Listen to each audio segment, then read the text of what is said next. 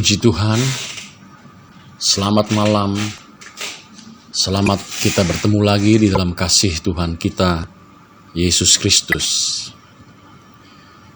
Sebelum kita mendengarkan renungan firman Tuhan, marilah kita berdoa terlebih dahulu. Bapa kami di dalam surga, terima kasih untuk kesempatan pada malam hari ini, di mana kami semua Tuhan dapat mendengarkan renungan firman-Mu. Tuhan, biarlah kiranya melalui renungan firman-Mu, kami diingatkan ya Tuhan, tentang apa yang harus kami lakukan di dalam perjuangan hidup kami, terutama khususnya di masa pandemi COVID-19 ini.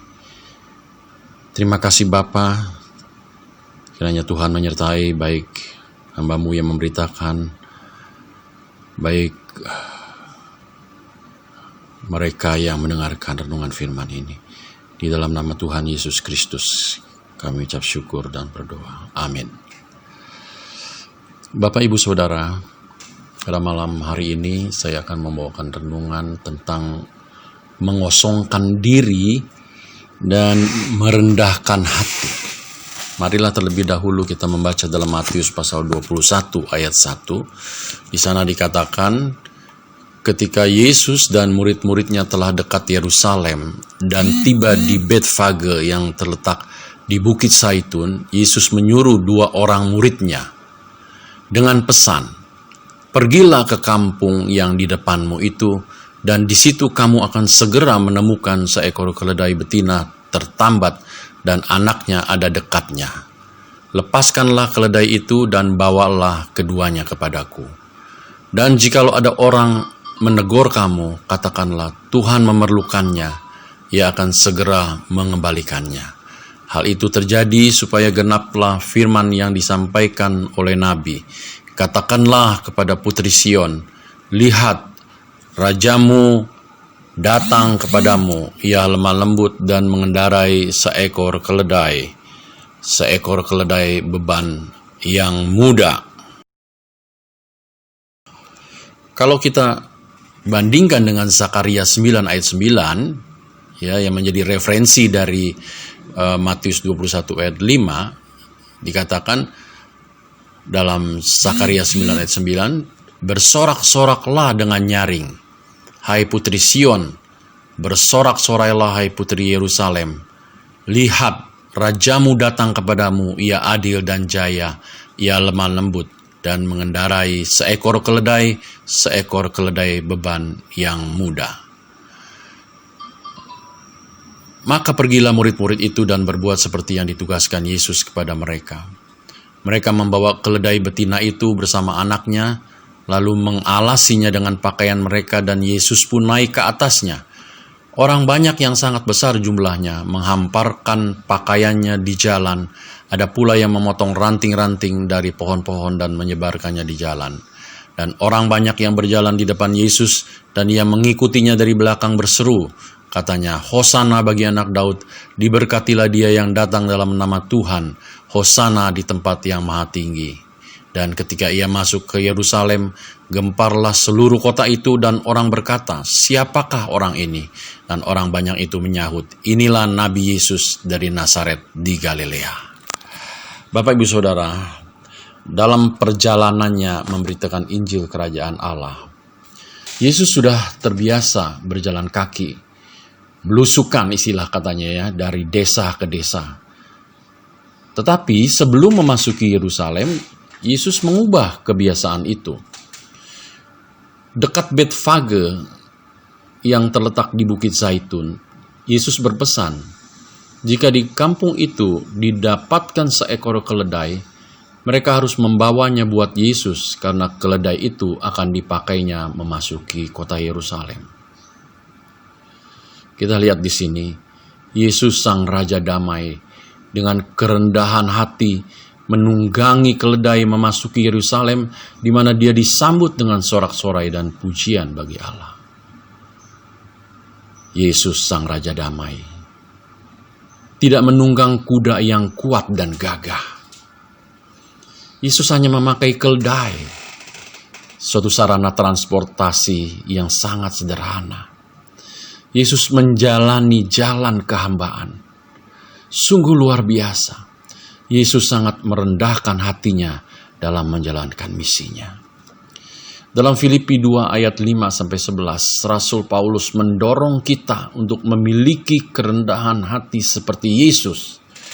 Di mana kita dapat membacanya dalam Filipi 2 ayat 5, di sana dikatakan, dan seterusnya ya, hendaklah kamu dalam hidupmu bersama menaruh pikiran dan perasaan yang terdapat juga dalam Kristus Yesus, yang walaupun dalam rupa Allah tidak menganggap kesetaraan dengan Allah itu sebagai milik yang harus dipertahankan, melainkan telah mengosongkan dirinya sendiri dan mengambil rupa seorang hamba dan menjadi sama dengan manusia.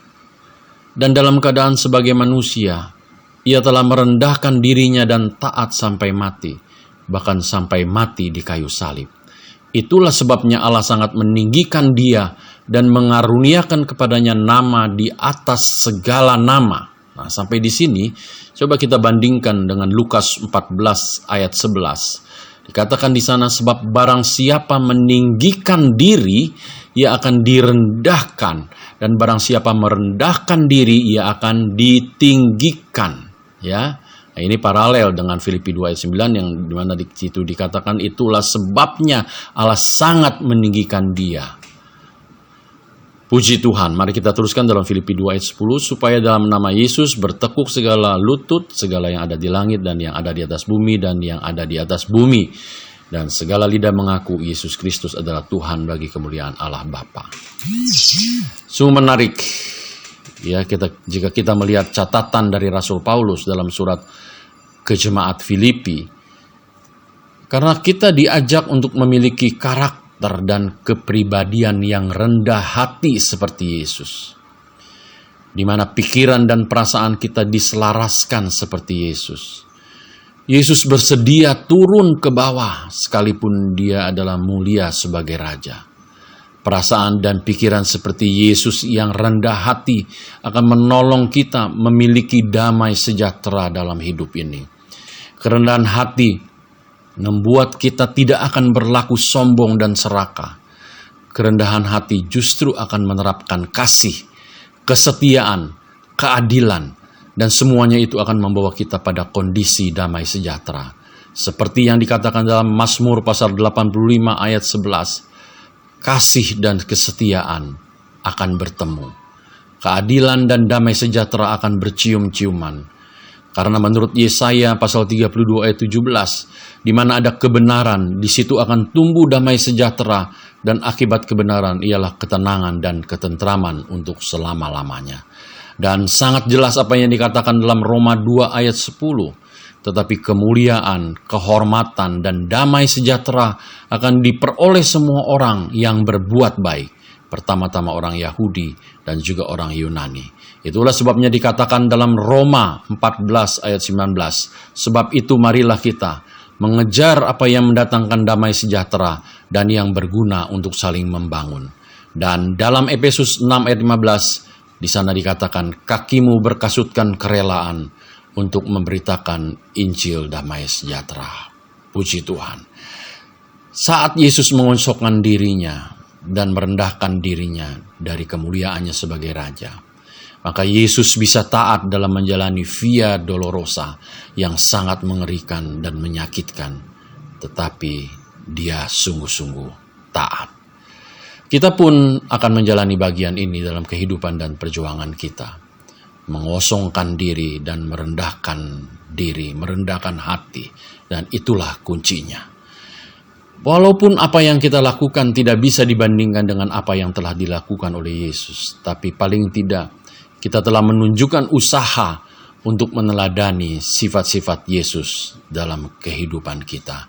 Dan itulah sebabnya jikalau kita melakukan itu semuanya, persis seperti apa yang dikatakan dalam Lukas 14, saya ulangi kembali. Sebab barang siapa meninggikan diri, ia akan direndahkan, dan barang siapa merendahkan diri, ia akan ditinggikan. Puji Tuhan. Tuhan Yesus memberkati. Marilah kita berdoa.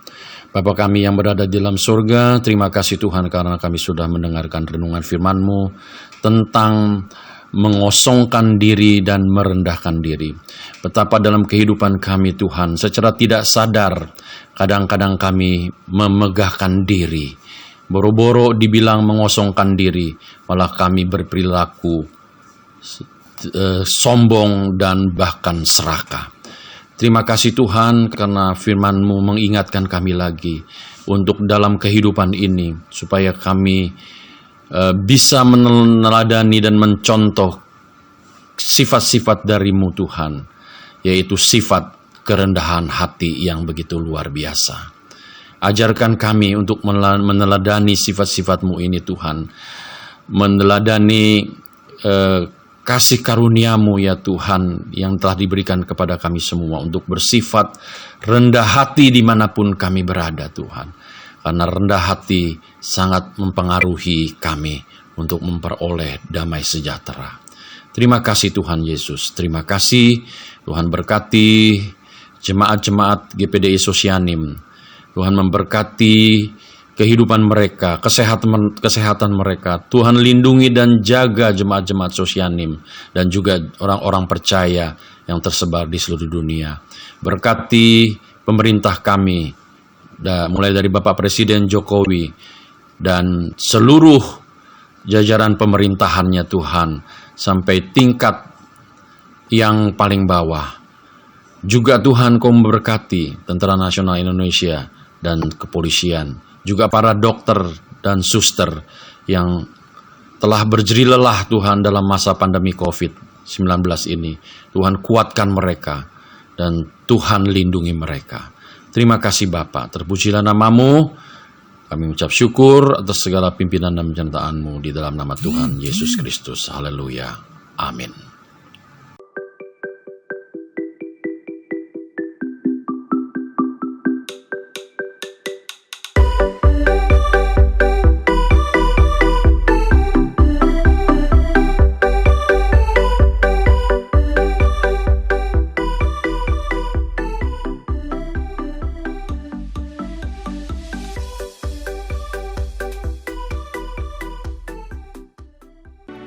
Gerejaku adalah rumahku.